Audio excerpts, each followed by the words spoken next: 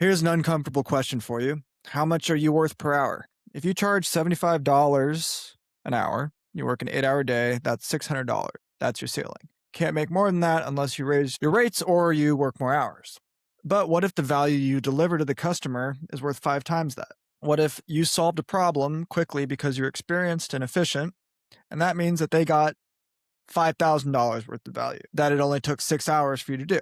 What that means is that you left $4,000 on the table if you're charging your hourly rates. Today, I'm going to break down why hourly billing keeps you trapped, how value-based pricing works in the real world, and the exact framework for making the shift without losing customers.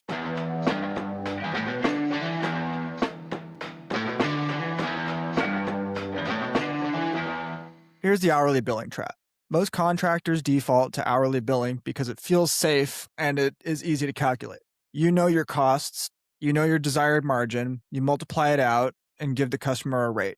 It's transparent, feels fair, and is simple. But here's the problem. Hourly billing punishes efficiency. If you've been in the exterior maintenance business for, say, 15 years, you've seen every scenario. You can diagnose problems quickly. You work fast, deliver quality results in half the time as somebody with less experience. And under hourly billing, you get paid less for being better at your job. A less experienced contractor who takes twice as long gets paid twice as much, but that doesn't make sense, and that's the logical outcome for charging for time instead of results. Now, there's a second problem. It creates an adversarial relationship with your customer. You want the job to take longer to make more money. They want it to take less time to save their money. Here's a third issue. Hourly billing caps your income. There's only so many hours in a day, and even if you hire people, you're still trading time for money. You can scale a little, but hit a ceiling really fast. Here's what value-based pricing looks like. Value-based pricing means you charge based on the outcome you're delivering, not the time it takes to deliver it. A real example. Let's say a homeowner needs their exterior of their house cleaned before they list their house for sale. The realtor told them that they have a curb appeal issue and they need it fixed fast. If you charge hourly, you might quote 8 hours, $75 an hour, $600 total. Customer agrees and you get to work. Now, if you charge based on value, there's a different conversation. You ask what their listing price is and they say $750,000. You ask what the realtor thinks the curb appeal is costing them. They say maybe $20,000 to $30,000 in perceived value. There's also carrying costs and time on the market. Now, the value of solving their problem is not $600. It's tens of thousands of dollars, either in faster closing or in additional sale price. So let's say in this case, you quote $3,000 for a comprehensive curb appeal package. Let's say it takes you 8 hours to deliver that, but you get paid 5 times as much. Because what you did was you priced the outcome, you didn't price the input. The customer is happy because $3,000 to potentially gain 20 or 30 is an obvious decision. And you're happy because you got paid what you're actually worth. Now, it's easy to say charge $3,000 instead of $600. So let me walk you through the framework to actually get there. Step 1 is understanding the real problem. Don't stop at the surface level.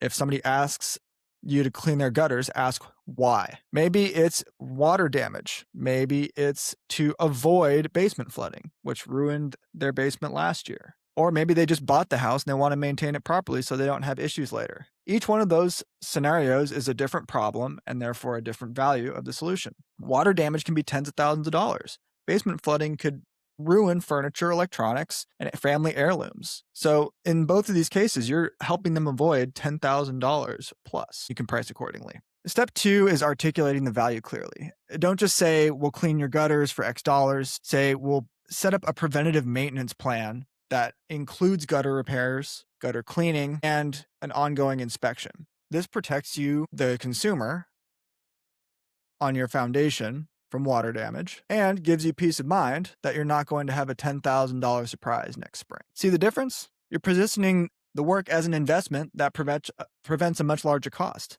That changes the entire conversation. Step 3 is packaging your services. Instead of charging piecemeal for individual tasks, create packages that solve complete problems. A basic exterior maintenance package might include pressure washing, gutter cleaning, window cleaning, a lawn cleanup, and yard cleanup. Call that the curb appeal package and price the outcome. A premium on top of that might include seasonal maintenance, priority scheduling, and a detailed inspection report. And you could call it the premium property protection plan or something similar. Again, you're selling solutions, not hours. Step 4 is demonstrating your expertise through how your process works and how you work with your customer. You explain exactly what you're going to do to solve their problem, including steps that less experienced contractor skips. You document the process as you go through it, and you give them something once they're done. So let's say we're talking about pressure washing. You don't just pressure wash. You're doing a post-service report that documents what you found, what you fixed, and that's worth a whole lot more than somebody who just shows up and sprays water. The objections that you'll get will come up, and let's address the pushback that you're probably thinking right now. Objection number 1, my customers won't pay that much. They're used to paying less. Here's the thing.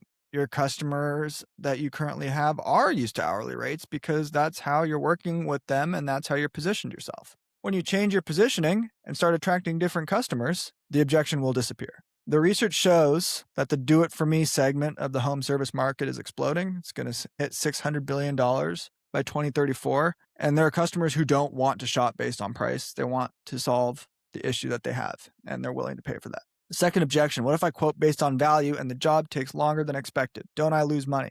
This is why scope estimation is huge. The reality is that some jobs take longer. Sometimes they're faster, and it averages out over time. And when you're pricing for the value, you're going to have additional marginal returns to protect your overruns. Am I charging for more work? No, you're charging for the value that you deliver. Right now, the reality is that you're undercharging.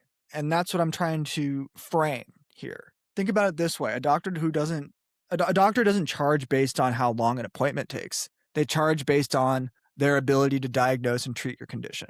And that expertise is valuable regardless of whether it takes 10 minutes or an hour. In this case, you're doing the same thing. You're solving problems. Price the solution, not the time. Now, again, you're going to be worried about making the transition. If you want to shift from hourly to value-based pricing, it's not going to be an overnight thing. So here's how to do it without disrupting your current business. Step 1 is start with new customers. Don't change prices for existing clients mid-relationship. You can put a label on it if you need. Legacy customers, loyalty programs. The point is that for future customers, ask what success looks like for them and price accordingly. Step 2 is to test it on large jobs first. If you're used to quoting $3,000 jobs, start with a $10,000 opportunity. If you're used to quoting $300, do it for your $1,000 jobs. It's easier to justify value-based pricing on bigger ticket items. Then you have to track your results, your close rates, average job size, profit margins. I'm willing to bet that you'll see all 3 improve. Refine your messaging as you get comfortable with this approach. You're going to be better at articulating value and the confidence will come through. Customers will sense it, but it's a practice. The contractors that make 6 figures and beyond aren't working more hours than you. They're not necessarily better at the physical work. They've just figured out how to charge for the value that they deliver instead of for the time that it takes to deliver. Distinction there between the value that they deliver versus the time it takes to deliver. That's the difference between building a job and building a business. Every value that you deliver to your customer has a dollar amount attached to it. You got to figure it out. So I'd love to hear from you. What is preventing you from making this shift, or are you already on the way? Please put your answers down in the comments below. And if you're interested in how Breasy works to help contractors across the United States make money easier than ever and address some of these problems that I've been talking about in this series, please don't hesitate to visit joinbreasy.com/join or scan the QR code on the screen. And I'll catch you on the next one.